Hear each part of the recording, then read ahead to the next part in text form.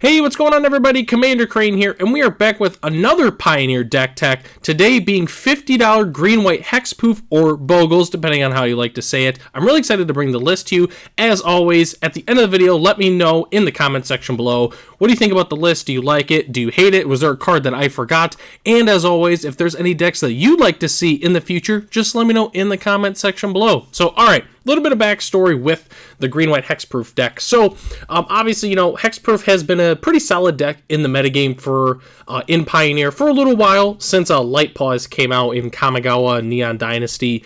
Deck's been very good. I've got second place at the Pro Tour. It's a very, very good deck. What's very interesting about this deck, though, is a lot of the cards are incredibly cheap. So, when I was building this deck, I really didn't have to have that many restrictions. The only restriction I had was the land base. I didn't have to cut pretty much anything else. There was a couple of one-of Light-paws targets that I couldn't include because I couldn't play Mana Confluence. But as a whole, though, this deck is pretty much exactly what you want it to be for the most part, which is very cool. So, alright, so we're going to hop into it here. So we've got our 1-drops. We have 4 Gladecover Scout, 4 Toadstool Admirer, and 2 Owlshade, I believe I said that right, of Life's Bounty. So, Gladecover Scout, pretty self-explanatory. Toadstool Admirer, though, however, is a new card from Wilds of Eldraine.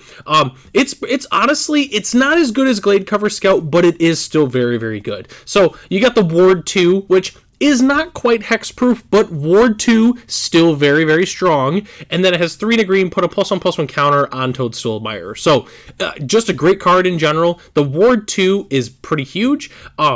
What's great about the Ward 2 is it's very hard to burn the card out. The only way it really dies is to cards like Fatal Push or Abrupt Decay. Other than that, it's pretty hard to kill this thing with Ward 2. So, Toadstool Admirer is a huge addition for this deck and just the Bogles deck in general. Also, to Life's Bounty, just a great card in general, It does cost a mana, so it can't fully protect us. I consider playing Selfless Savior, but this also is an enchantment, and on top of that, it's lifelink, so in a pinch, we can put put all of our stuff on this itself, and then obviously we can protect an enchantment as well. So, especially post-board, that can be pretty huge for us overall. So, hopping into more of our threats here, we're playing 3 Light-paws Emperor's Voice. Fantastic card. I'm not going to read the full wall of text, but essentially, whenever you play an aura, you can grab another one that's less than or equal to it, but it has to be a different name. That's essentially what Light-paws is. It's a very, very good card. Card absolutely snowballs. There's a reason why we have a couple of one-of targets and stuff in the deck, which obviously you'll see that later. So, anyways, so hopping into our enchantments that we're playing 3 Cartouche of Solidarity. Just a solid card in general. It's really good. Insurance against Liliana of the Veil, because obviously we get the 1/1 warrior, which can be pretty big, and we just get additional dudes, so why not? Solid card. We're also playing 4 Sentinel's Eyes. Just obviously the vigilance is fantastic, so we're able to, obviously put on pressure, leave back our giant Bogle on defense, and on top of that, with the Sentinel's Eyes, we can just buy it back from the graveyard as well. So, Sentinel's Eyes, very, very good. We're playing 4 Ethereal Armor and 4 All That Glitters. Functionally very, very similar cards, but All That Glitters is a little different for its each artifact, which, not that we're playing any artifacts from what I can remember, but essentially it's just an additional copy of Ethereal Armor, which is great. But what's cool is also with All That Glitters, we can grab it back, we can play the All That Glitters with Light-paws, and then grab an Ethereal Armor, which is fantastic. We're also playing 4 Griff's Boon. Back in the day in Modern, they used to play this as a one-of in the Bogles deck, which is funny, but now we're playing 4 full copies of it, just obviously given that the flying is fantastic. And then in a pinch, if it hits the graveyard, they kill our first Bogle or whatever, we just bring it back from the graveyard, which is awesome. So it's that additional, a little bit of reach. It can give, flying, no pun intended, but yes. So Griff's Boon, fantastic card as well. We're also playing 2 Rune of Might. Definitely a little bit different than a lot of the other enchantments. Is simply put, we're playing 2 of them. It's essentially because it gives trample. That's really why we're playing it in general. Obviously giving trample in the Bogles deck helps get the game with a lot sooner. Because sometimes, if they sit there and they chump block and they can kind of get out of what they're trying to get out of, draw to a specific removal spell, The rune kind of helps and put an end to that. It gives it trample. And then we're playing the white rune as well, which gives us lifelink. So, the lifelink, just solid overall.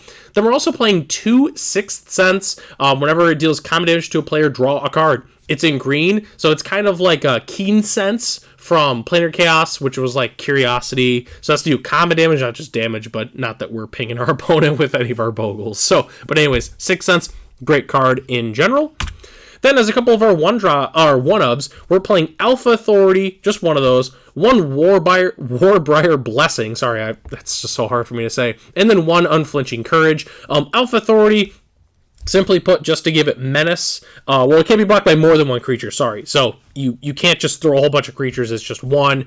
The Warbriar Blessing is just great because it fights, which can be pretty relevant depending on, the matchup. And then one Unflinching Courage, again, kind of just to give trample. I also personally, I love Unflinching Courage. Putting it on Loxodon Smiters for years has been awesome, but we're just putting it on a Bogle instead. So, anyways, that is all of our enchantments here. We just got to talk about our lands. We've got 4 Razorverge Thicket and 4 Brush lands and 2 Lair of the Hydras. These are our non-basic lands that we're playing.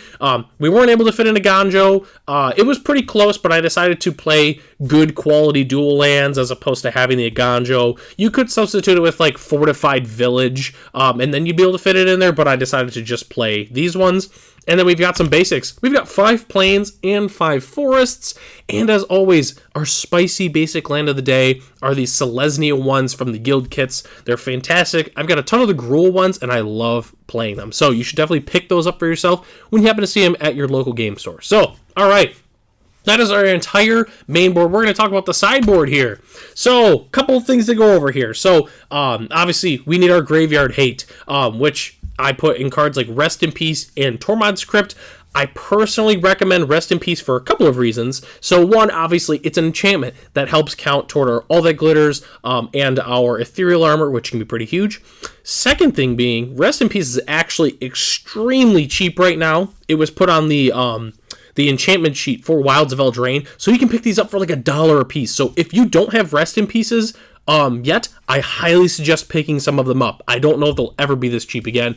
Crypt, also a fantastic option if you don't have Rest in Pieces, though. Removal. So for the removal section, I pretty much just put Portable Hole. I think that's the best one to be playing in that specific slot. You can also play some Fateful Absence if there's a lot of Planeswalkers in your metagame that you kind of want to take care of. But we're just looking for the cheap removal that kind of gets like those cheap pesky blockers out of the way, which Portable Hole is really good at doing that. And then we're also playing Silver Bullets. So cards like Deafening Silence and Damping Sphere are very, very good against like the Lotus combo decks, the mono green decks, Arclight Phoenix, that kind of thing, which obviously we love hating on those decks. And also, I put Gigantha at the bottom because we were able to play Gigantha in the list. Not 100% necessary, but as the current list that I'm playing, we're able to play the Gigantha, which I should have mentioned this. If you want to know the specific sideboard, at least the one that I'm playing, the deck list will be in the description below, so you can check that out for yourself just to see exactly what I'm playing, that kind of thing. So, but as of right now, we can currently play Gigantha, so why not? It's free, why not? So, all right, well, that is the entire list. I'd like to thank everybody for watching this video. This was very, very fun. I've never done a Bogles list before on the channel, and obviously I love doing the budget deck techs, which are super duper fun. Let me know in the comment section below. What do you like about the list? What do you hate? What was your favorite card shown today? Is there something that I forgot? Just let me know in the comment section below. So I'd like to thank everybody for watching, and I'll catch you in the next one.